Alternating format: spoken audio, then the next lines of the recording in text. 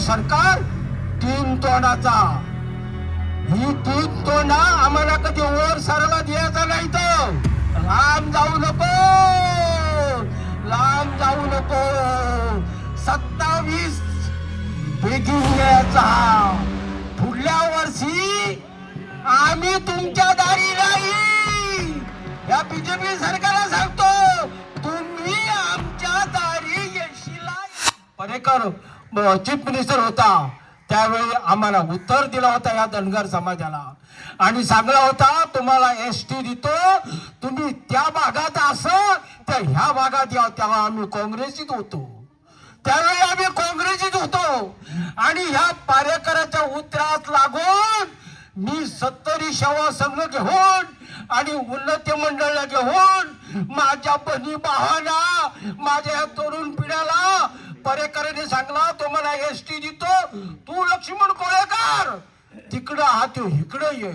मी माझ्या सख्या चुलत भाऊ चंद्रकांत कवळेकराला शाळला आणि मी म्हणलं चंद्रकांतला तुझा खूप तुझा 7 पिढी सोपाचा नाही, पण माझ्या ह्या भावाला जर यो पर्रेकर न्याय देतो झालं मी आजच बीजेपीत जातो.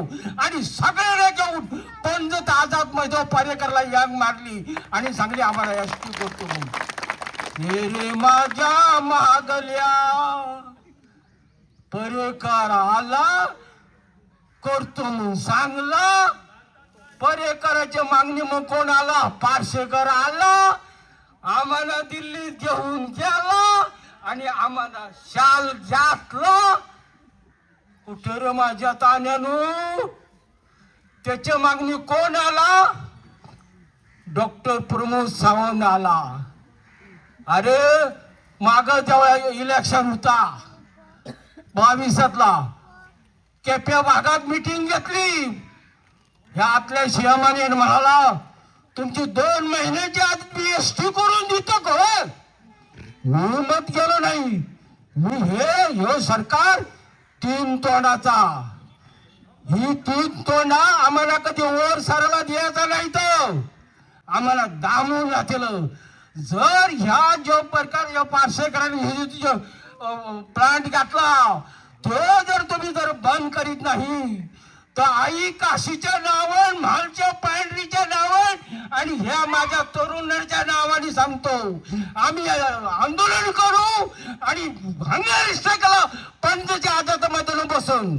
या लक्षात ठेव, ह्या सरकारला लक्षात ठेव, ही बातमी तुझ्या परात पोचत आल्या, तुझ्या परात पोचत आल्या. ही मेसेज तुझ्या पर्रेकर, तुझ्या प्रमोद सावंत तुझ्या परत ही मेसेज पावल्या.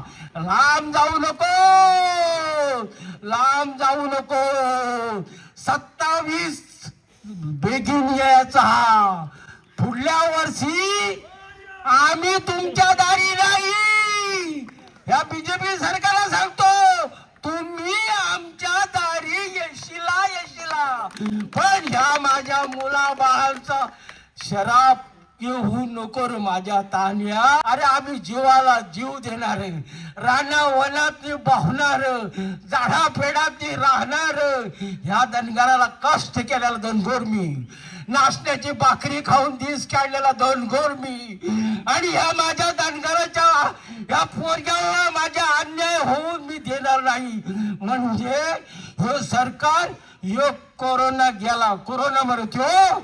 आता काय ह्यो पार्सेकर आम्हाला या सावर्ड्या मतदारसंघात काय आणि कोरोना आणायला बघतो. अरे त्या बघाचा तू ह्या माझ्या तन्नट लेकरांनी आता बोलल्यात त्या बरोबर त्याचं डोळं उघड झालं.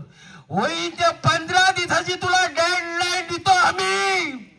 जर येतो तू कडक निर्णय नाही घेतला तर गोळीबार आंदोलन आम्ही करू आणि पुढच्या येत्या इलेक्शनला याचा जबाब तुला ह्यो देईन.